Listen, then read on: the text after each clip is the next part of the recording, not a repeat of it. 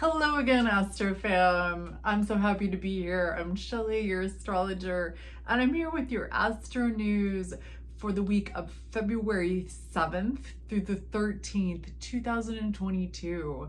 So this week, we still have a lot of planets in those Saturn-ruled signs in Capricorn and Aquarius. So we still have a lot of that heavy energy.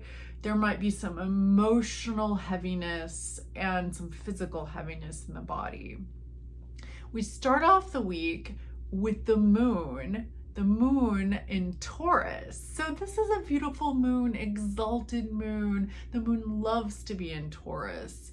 Taurus is all about grounding. It's all about the body. It's all about the senses. It's about sensual things. So you might feel driven to indulge in something, and that's fine. Know that this moon is applying to Uranus. So this could play out a couple ways. You might find yourself doing really interesting things with your body or with food, or just like eating things that you normally wouldn't, flavor combinations, or try different flavor combinations. Put your hands in the dirt if you can.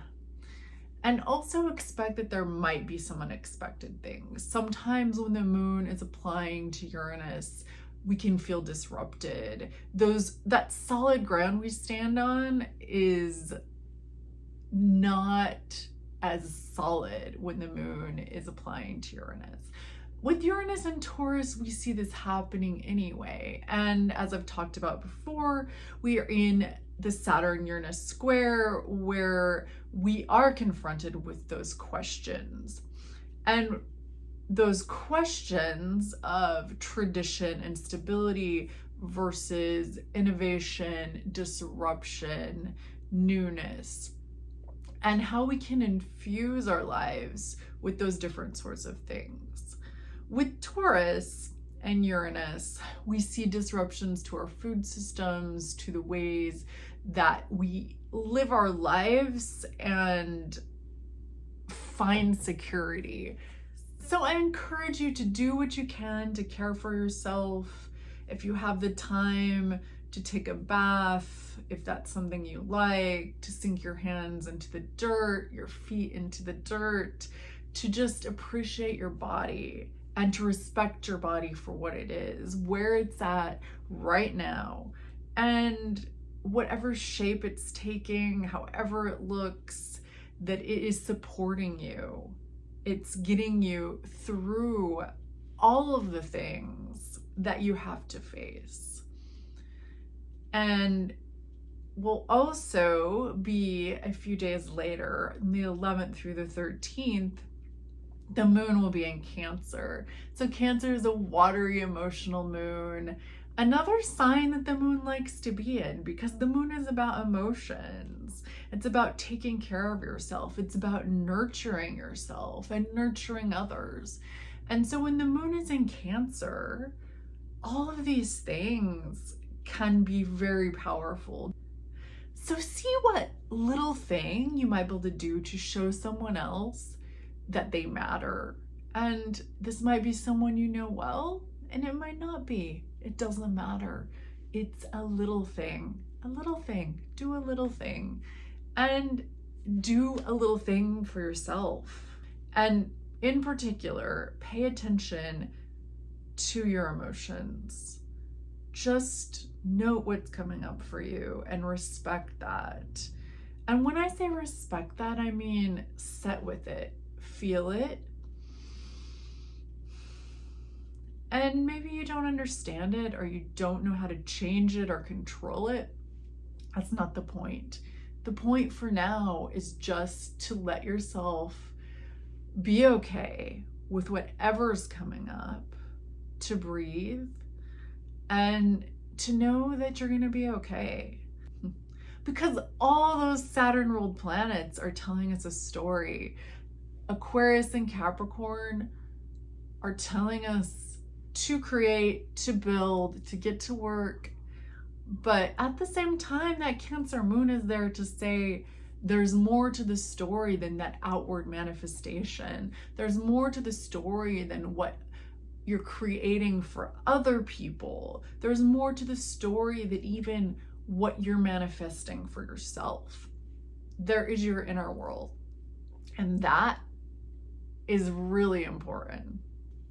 So another part of our story right now is that we have Venus and Mars together in the sign of Capricorn, and they're gonna be doing this dance over the next month to where they're gonna be about a degree apart, come to the exact same degree, separate a little bit, come together. So this Mars and Venus conjunction in Capricorn, we've got Capricorn, which is all about initiating actions, doing things that build, that last over time, and puts in the hard work and the effort. And Venus, our value system, aligning with Mars, our actions.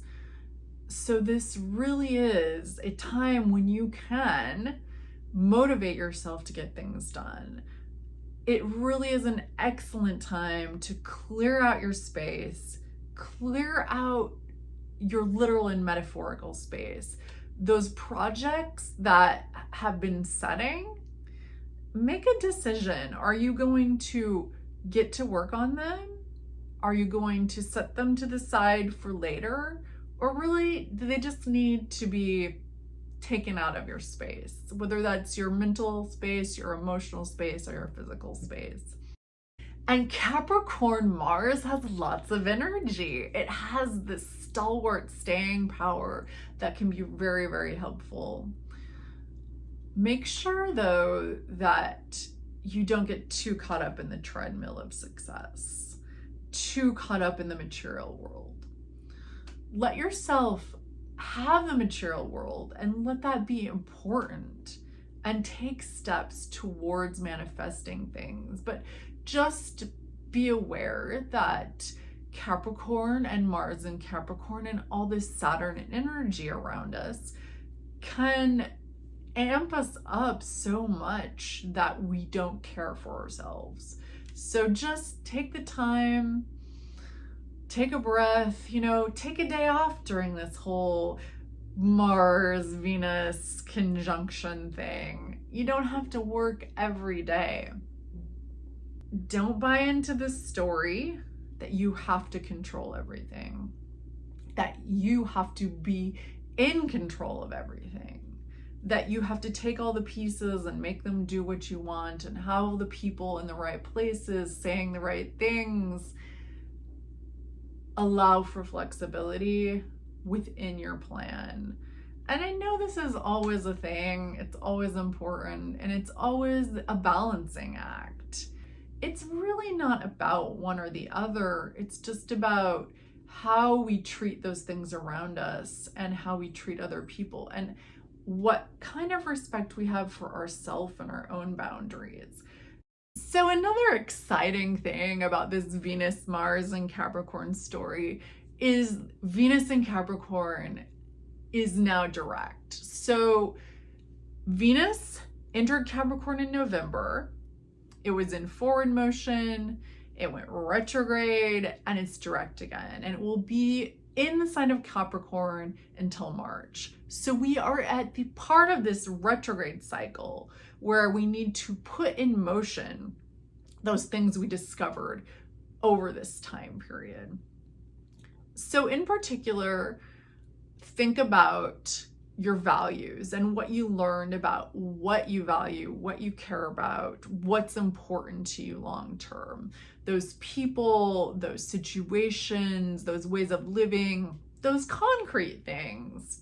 So just look at where you're at, what's important, and in particular, what you've discovered is important.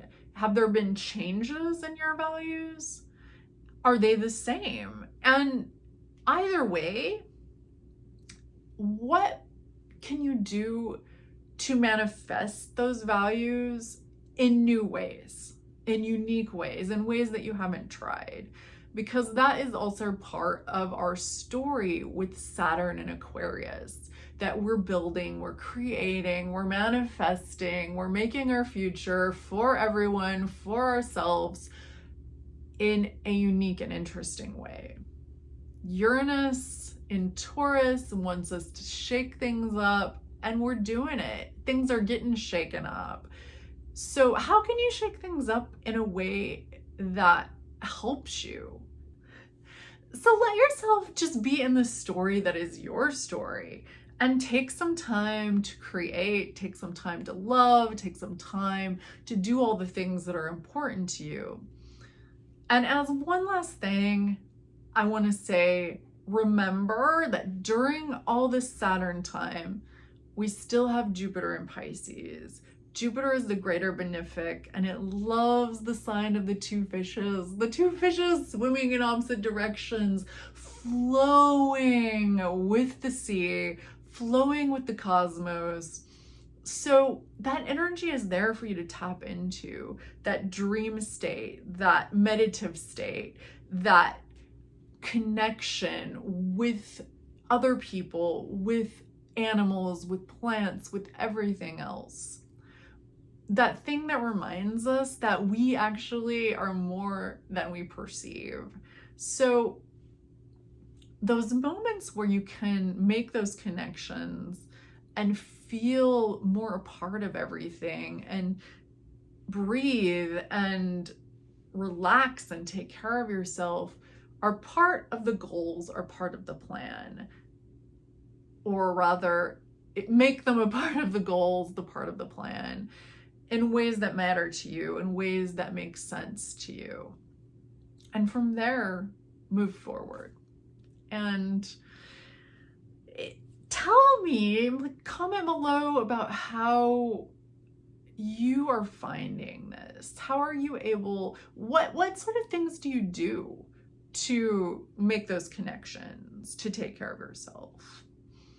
Personally, I find right now mantra very helpful. So mantra is repeating certain words over and over again. And I've been doing the mantra so hum, and just for a few minutes a day, and I'm finding it to be very, very powerful. That doesn't have to be your thing. I just would like to hear what your thing is. Post it below, and that way maybe we can all have a few more tips for each other. Thank you. See you later.